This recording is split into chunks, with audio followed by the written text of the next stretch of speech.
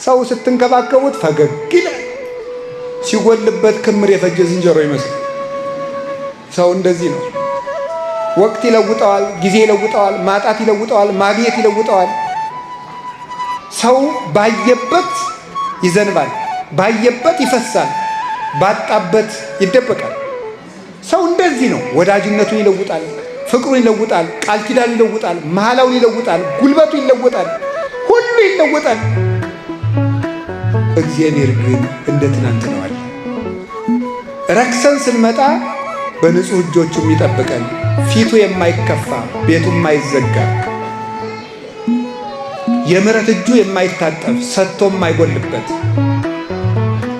ሰው በቃኝ የማይል የማይጸየፍ፣ እንደ ትናንት ነው የሚኖር ያለና የሚኖር እግዚአብሔር ነው። ደስ ይለኛል ይህን ሳስበው። እናንተ ደስ አይላችሁ? ስንቱ ንጉሥ አልፏል፣ ስንቱ ባለጸጋ አልፏል። እማያልፍ አባት አለን።